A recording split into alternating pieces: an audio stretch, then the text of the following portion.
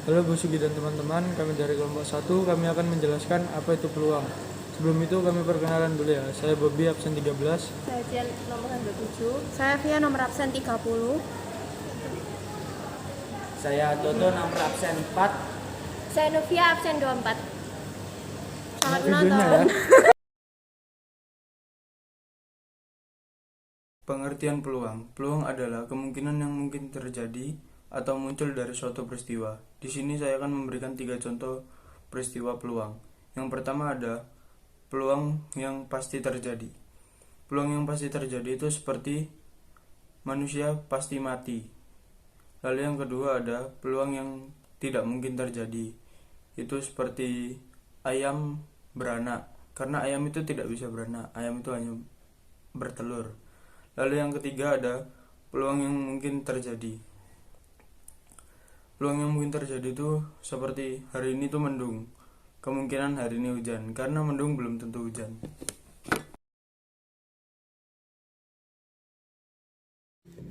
Nah, selanjutnya itu ada 3 istilah yang ada di peluang. Yang pertama itu ruang sampel. Nah, ruang sampel itu apa sih? Ruang sampel itu himpunan semua hasil yang mungkin dari suatu percobaan statistika dan dinyatakan dalam lambang T. Setelah itu ada titik sampel. Titik sampel itu hasil percobaan. Misalnya, kita melakukan percobaan melempar 1 buah dadu. Maka titik sampelnya adalah 1, 2, 3, 4, 5, dan 6. Setelah itu yang terakhir ada kejadian. Nah, kejadian itu himpunan bagian dari ruang sampel. Biasanya dituliskan dengan huruf kapital seperti A, B, dan lain-lain. Nah, kejadian ini tuh ada 2 jenis. Yang pertama itu kejadian tunggal dan kejadian majemuk. Di sini rumus peluangnya yaitu PK sama dengan NK per NS. NK itu jumlah anggotanya. Kalau NS-nya itu ruang sampelnya. Nah, di sini contoh soal pertama yaitu sebuah dadu berisi 6 dilempar 1 kali. Berapa peluang munculnya mata dadu lebih dari 2? Nah, di soalnya ini sudah diketahui dadunya itu berisi 6, dilemparkannya 1 kali. Jadi, kita bisa menuliskan sampelnya itu mulai dari 1 sampai 6.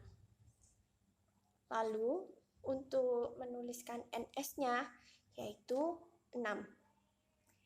Lanjut, kalau misal A-nya itu adalah kejadian munculnya mata dadu lebih dari 2. Jadi, munculnya itu 3, 4, 5, 6. Kenapa 1, 2 nggak dimasukkan? Kan yang dimintakan itu misalnya mata dadu lebih dari 2. Jadi 3, 4, 5, dan 6. Kita bisa tuliskan NA-nya sama dengan 4. Lanjut, kita masukkan rumus.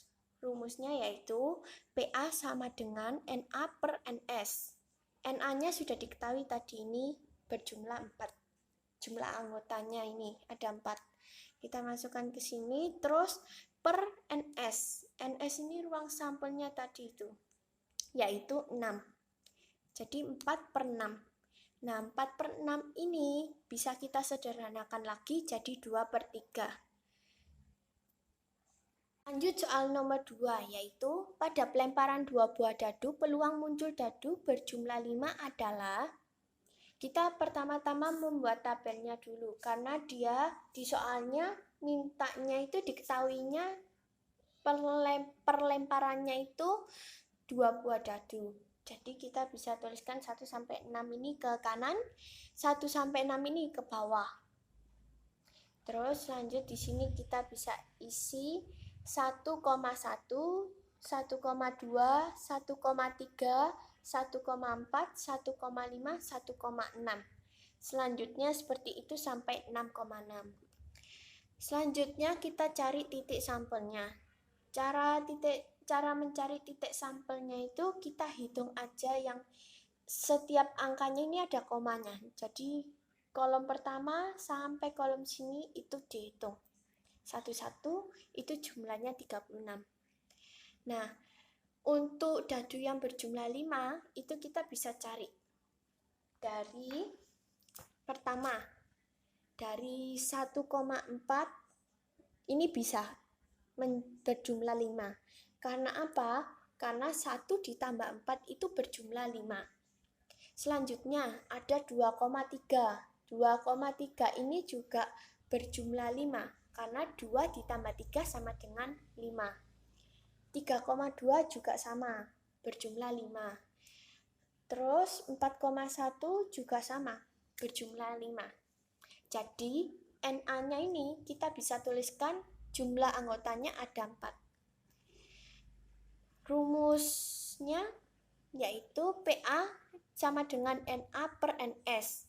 Jadi NA-nya itu ketemunya 4, tadi NS-nya ini 36. Jadi 4 per 36 kita bisa sederhanakan lagi menjadi 1/9.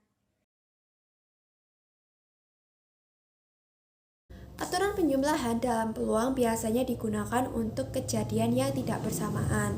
Aturan penjumlahan sendiri ditandai dengan kata atau. Misalnya seperti kejadian A atau B. Dalam aturan penjumlahan sendiri dibedakan menjadi 2 bagian. Yang pertama ada kejadian saling lepas dan ada kejadian tidak saling lepas. Nah, ada yang tahu nggak sih apa itu kejadian saling lepas dan kejadian tidak saling lepas? Daripada penasaran, yuk simak videonya. Oke, yang pertama ada kejadian saling lepas. Kejadian dikatakan saling lepas jika tidak ada elemen yang muncul di dua kejadian, seperti elemen pada kejadian A tidak muncul di elemen pada kejadian B. Untuk rumusnya sendiri ada PA gabungan B sama dengan PA tambah PB. Untuk contoh soalnya ada di sini, kalian bisa lihat. Nah, di sini kita itu disuruh menentukan peluang munculnya sisi dadu yang memiliki jumlah 3 atau 10. Di sini juga ada kotak dadunya, aku tunjukin. Untuk mata dadu yang berjumlah 3 ada 1,2 dan 2,1. Kenapa aku ambil yang ini? Karena jika dijumlah ini kayak 1 tambah 2 sama dengan 3, 2 tambah 1 sama dengan 3. Nah, untuk yang berjumlah 3 sendiri itu cuma ada ini 2 doang gitu. Jadi kalian bisa nulis kayak gini. Nah, selanjutnya untuk mata dadu yang berjumlah 10 sama dengan yang berjumlah 3 tadi, kalian bisa tulis, kalian bisa cari di kotaknya tadi dan ketemunya ini ada 3. Nah, karena tidak elemen pada dadu yang berjumlah 3 tidak ada pada dadu yang berjumlah 10, A tidak ada pada B, maka ini disebut sebagai kejadian saling lepas. Karena kejadian saling lepas, kalian kan tadi udah tahu rumusnya nih, tinggal dimasukin seperti ini. PA tadi itu 2 ditambah PB-nya tadi 1, 2, 3, ini 3. Terus dibagi 36. 36 ini dari mana? 36 itu dari jumlah setiap dadu di kotak dadu yang ada di sini tadi. Itu jumlahnya 36. Maka dari itu kita bagi 2 dibagi 36 ditambah 3 dibagi 36. Jawabannya sudah ketemu 5/36.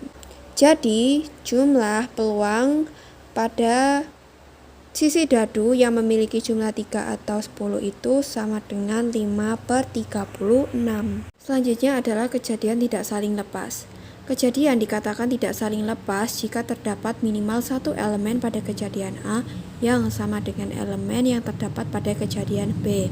Rumusnya dituliskan PA gabungan B sama dengan BA plus PB dikurangi PA elemen B. Untuk N ini bisa dikatakan elemen, juga bisa disebut sebagai irisan. Biasanya kita mengenal N ini sebagai irisan ya teman-teman. Nah, untuk contoh soalnya sendiri akan muncul di sini. Nah, di sini tuh kita disuruh menentukan peluang kartu yang diambil adalah kartu sekop dan kartu bergambar JKK. Langsung saja ke pembahasannya. Jumlah kartu bread ada NS sama dengan 52. Jumlah kartu sekopnya ada NA sama dengan 13. Untuk jumlah kartu bergambarnya NB sama dengan 12. Karena kartu bergambar merupakan anggota dari kartu sekop juga, maka A dan B ini bisa dikatakan sebagai kejadian tidak saling lepas. Karena ini merupakan kejadian tidak saling lepas, maka dari itu kita menuliskan rumusnya seperti yang di atas. PA gabungan B sama dengan PA plus PB dikurangi PA elemen B. Ini ditulis PA-nya 13 per 52-nya dapat dari mana? Dapat dari ini NS-nya 52. Ditambah 12 per 52 karena di sini PB-nya 12, terus yang terakhir dikurangi PA irisan B atau PA elemen B-nya itu sama dengan 3 per 52. Hasilnya 22 per 52. Ini bisa disederhanakan lagi menjadi 11 per 26. Jadi, peluang dari kartu yang terambil adalah kartu sekop dan kartu bergambar JGK adalah 11 per 26.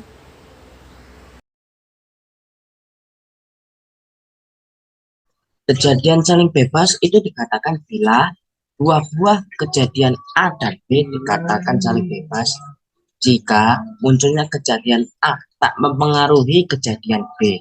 Ini adalah rumusnya. Nah, di sini ada contoh soal. Andi melempar dua buah dadu. Lalu, berapakah peluang muncul angka genap prima pada dadu dan angka ganjil pada dadu kedua? Nah, misalkan nih, A itu mata dadu genap prima yang pertama. Sini ditulis angkanya dulu 1 sampai 6.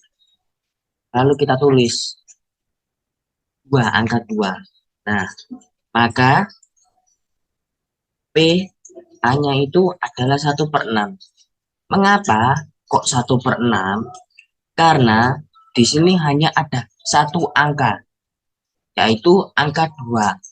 Berarti angka 1 saya tulis.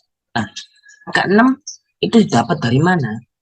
Angka 6 yaitu total angka keseluruhan. Angka 1 sampai angka 6.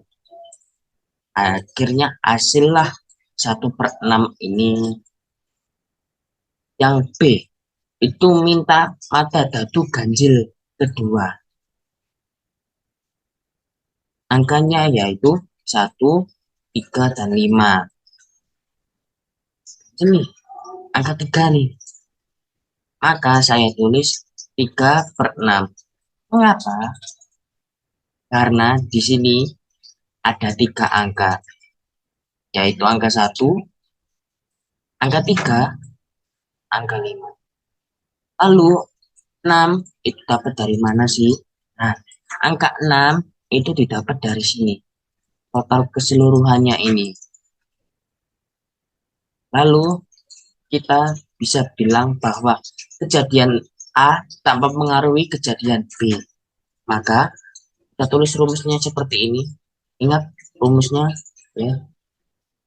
Nah, maka 1 per 6 dikali 3 per 6 sama dengan, kita samain dulu bawahnya, yaitu 6. Nah, kalau sudah tinggal dikalikan atasnya saja, yaitu 3 dikali 1, yaitu 3. Nah, 3 kita bisa sederhanakan lagi jadi 1 per 2. 3 kita bagi 3, dan 6 kita dibagi 3.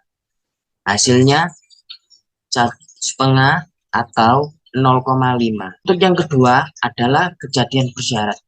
Kejadian bersyarat itu bisa dibilang jika kejadian A mempengaruhi terjadinya kejadian B ataupun sebaliknya.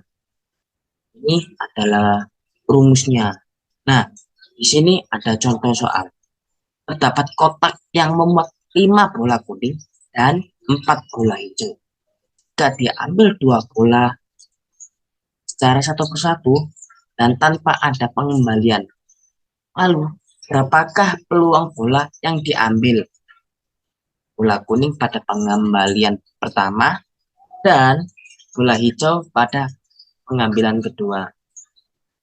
Nah, untuk yang pertama, pengambilan pertama, itu tersedia 5 bola kuning dari 9 total bola yang tersedia. Maka kita tulis dulu ini angkanya. Nah, jika sudah, lihat dulu angkanya. 5 bola kuning. Berarti saya tulis 5 dan bawahnya saya tulis 9 dari total bolanya tersebut. Nah, jika sudah, sekarang yang pengambilan kedua. Tersedia 4 bola hijau dari 8 bola yang tersedia. Mengapa? Karena bola kuning 1 sudah diambil. Maka seperti ini kita tulis angkanya dulu biar mudah dipahami tentunya. Nah, PA itu 5/9 dikali PBA-nya yaitu 4. Nah, akan dulu bawahnya menjadi 18. Lalu dikali 5 kali 4 hasilnya. Kalian bisa jadikan desimal ya. Sekian dari saya. Terima kasih. Nah, gimana video tadi? Paham kan?